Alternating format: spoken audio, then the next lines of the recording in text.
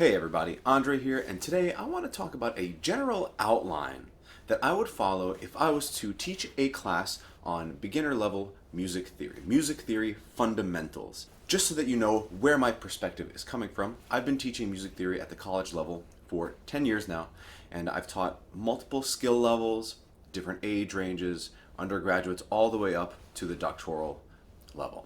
This video is intended for either a music theory professor or music theory teacher looking for a plan for developing or teaching some sort of entry-level music theory course, or if you're a student who's doing self-study perhaps, how would you go about structuring some kind of a plan in order to learn these music theory concepts from the ground level. I'm also talking about Western music theory here, so real tonal harmony stuff, not going into atonal, not going into world music, just the what we would consider a European model perhaps for thinking about music theory, because a lot of what we listen to on a daily basis, pop music, classical music, even stuff like rock music and hip hop, all sort of has a foundation in that kind of a language. So that's where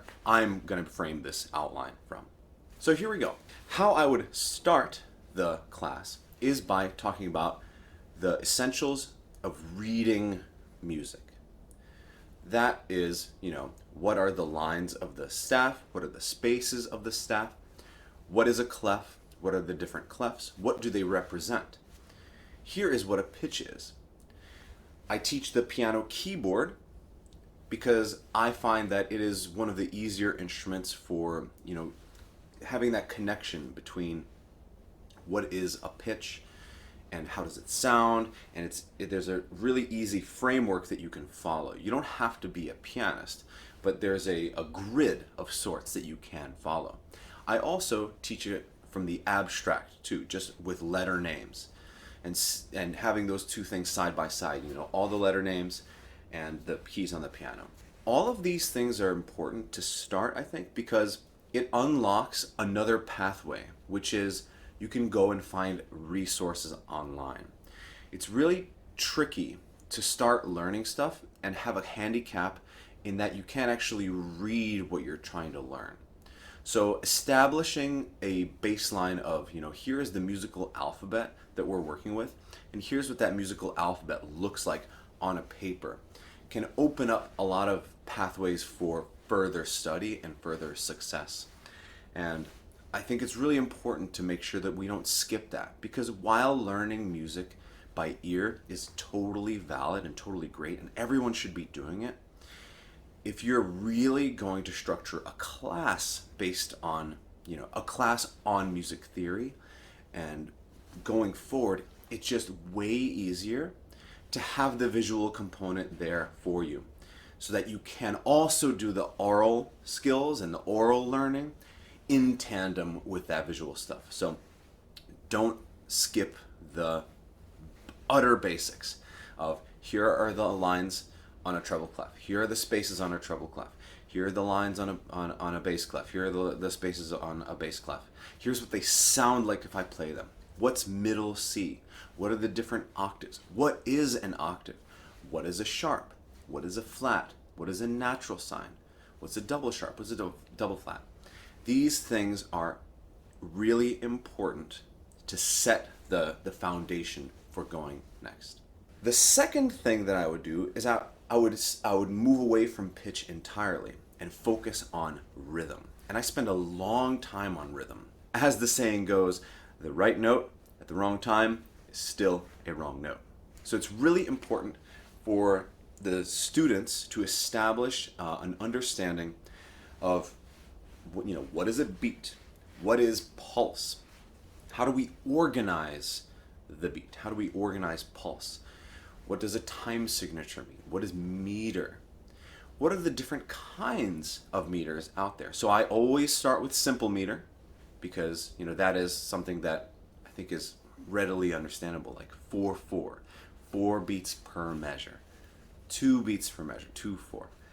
And then after we really set that, Then we'll move on to compound meter and complex meter. But I don't go to compound until we have a firm grasp of the basics of simple meter, because those others are related but slightly different. You talk about note values, and this goes back to the first lesson. It's really hard to talk about note values if you don't know what a note looks like. So this is what a quarter note looks like on the page. Here's what a half note looks like. Here's what an eighth note looks like. Talking about the subdivisions of those notes. How do they relate to one another? And also the rests, the counterpart. So here's when a pitch happens. Here's when there's something that is being played. And here's when something is not being played. Because if you have, different measures, you also need notations to fill the gaps in those measures. So rhythm is a really big one. Depending on the level of the class and how things go, I might talk about triplets and stuff like that. Things that go outside of the rhythmic schemes. But that kind of thing might be left for other levels of music theory. But it really, that one depends. So triplets might get cut from my beginner level rhythm classes, but they might not. It really just depends. But other than that, really focusing in on simple meter, notes versus rests, talking about what a syncopation is, talking about dots and ties, what is the difference between a tie and a slur, stuff like that. I don't typically talk about articulations at this point. Articulations, I feel like it's a color type of thing rather than a reading type of thing. So in a perfect world, I get to talk about articulations towards the end of a semester, but I try to streamline topics as much as possible. So while articulation and dynamics are super important, they're more in a performance practice kind of place rather than here is a basic level concept. So that might be a controversial take, but that's sort of how I structure these things. You can let me know what you think about that point in the comments. Okay, after rhythm, we take a long time to talk about rhythm. After that, we go to the major scale. And I really believe in focusing on the major scale first, because from the major scale, we can then derive intervals and minor scales, key signatures, the circle of fifths.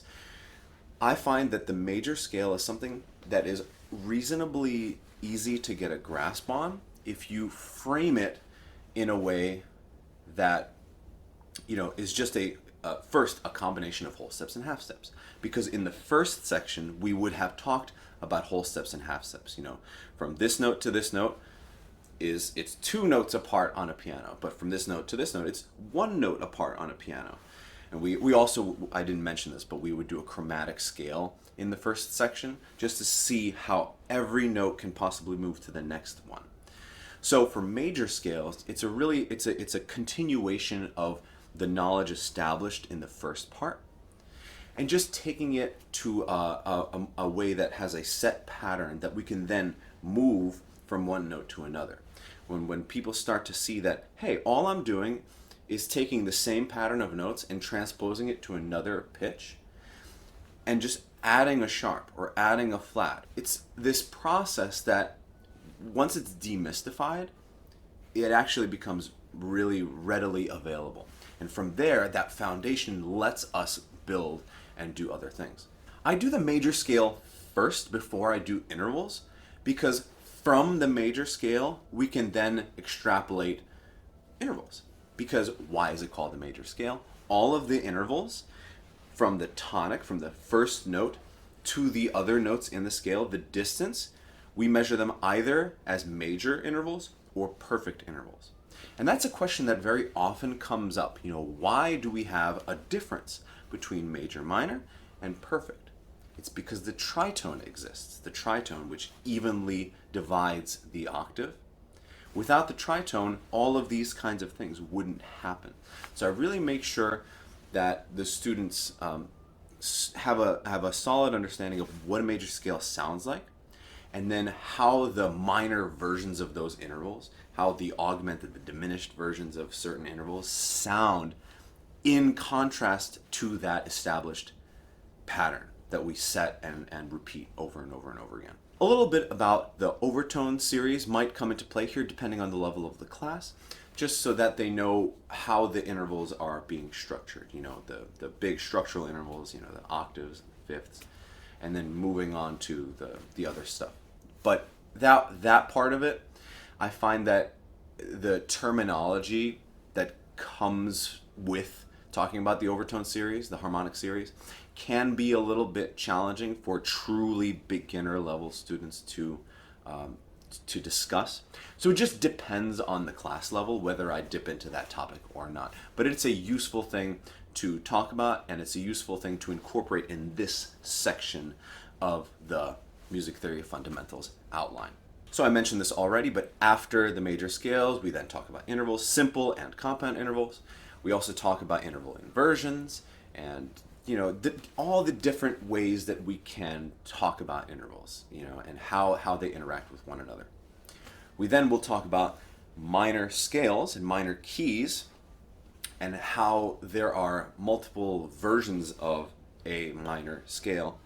And I talk about it from two different angles. I talk about it as the relative minor, so sharing a key signature, and also from the parallel minor, and actually transforming the major scale slowly towards the natural minor. So we go from the major to the melodic minor to the harmonic minor, and then to the natural minor, and seeing that kind of that development between the scales and how it's just one note changing every time. I think it's a really interesting way to frame it. But relative minor, of course, it's like super important, and that's the way that we typically start, because I want to show that every key signature has two different keys that can be associated with it. So that's the next big topic that we cover. So the next topic that we talk about is triads. And I don't start talking about triads at all until we really have a good sense of a major scale, minor scale, of intervals, because what is a triad? It's two thirds stacked on top of each other.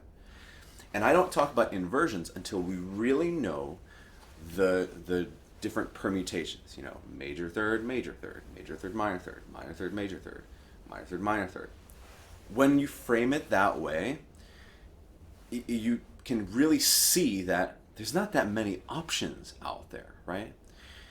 Instead of starting with the terminology of major triad, diminished, this is what it sounds like. If you actually start with the intervals that you've already talked about and you already have some idea of that, say, all right, here's a major third, here's a major third, here's what it sounds like.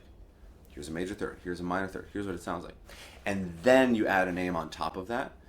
It's pretty cool, rather than, you know, starting with the terminology and then going there. So that's actually something that I wanted to really quickly say. If you, all of this stuff all of this stuff compounds upon itself, right? So it's a really useful way of teaching a class, or a really useful way of studying, is if you just take the material and keep adding to the foundation, rather than, you know, here's something, now here's something new. And here's something, and then here's something, and here's something. If you just kind of like build a step ladder with the information, that might seem obvious, but sometimes maybe not. So just really always remember that all of this stuff is cumulative. We never just go away from a topic. Everything is vital to itself. And that's why I think having an outline for this kind of study is really important. And then, of course, after triads, we talk about triad inversions.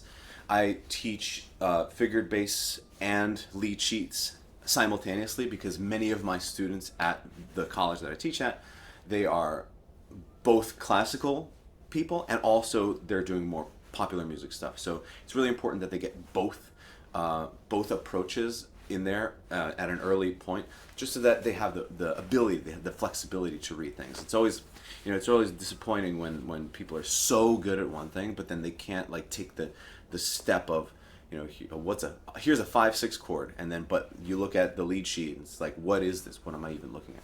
So I try to do those at the same time to make sure that here are two totally valid ways of writing a chord. They have two different functions, right? I try to say here the Roman numerals tell you the function of a chord within the context of a key, and the lead sheet tells you what the chord is and what's on the bottom. After triads, we do seventh chords. And this is basically where we will end our semester, our music theory fundamentals course.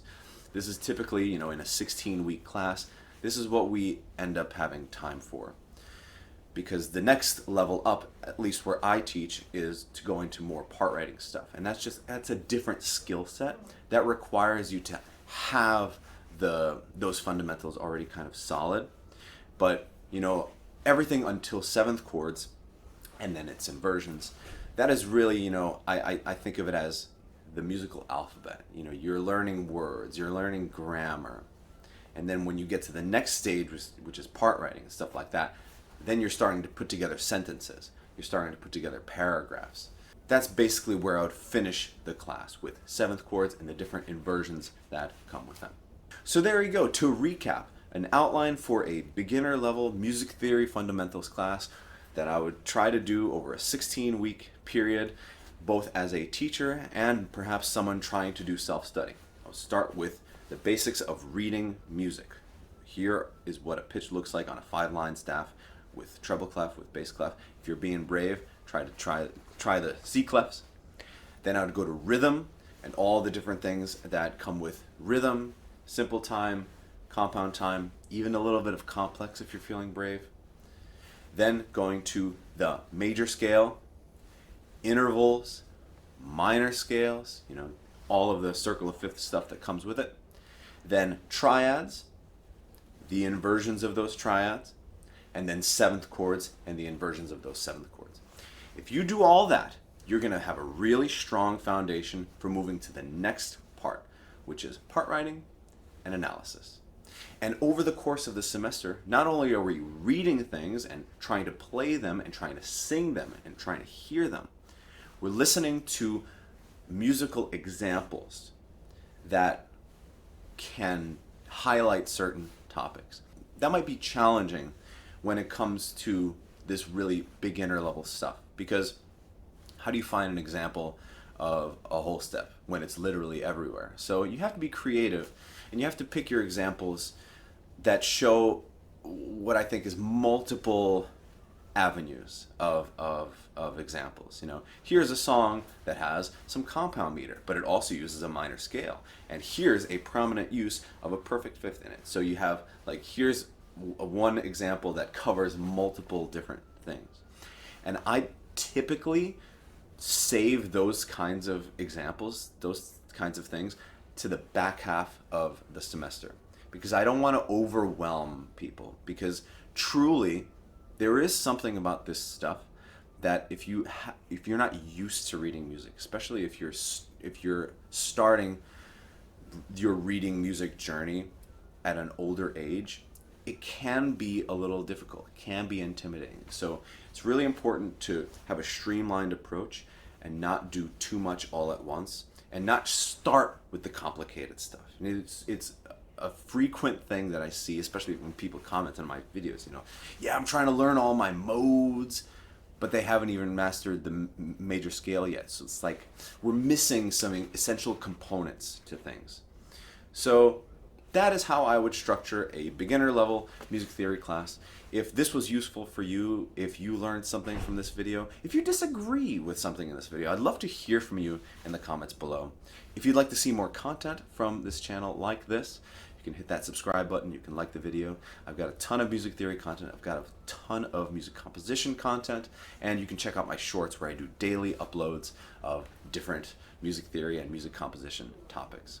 So a huge thank you for my channel members. You guys really help me out so much. And if you want to become a channel member, you have access to a little Google Drive link with some sheet music, and also the opportunity to submit your own chord progressions that I cover on my YouTube shorts. I hope this video was useful for you, and I hope you have a wonderful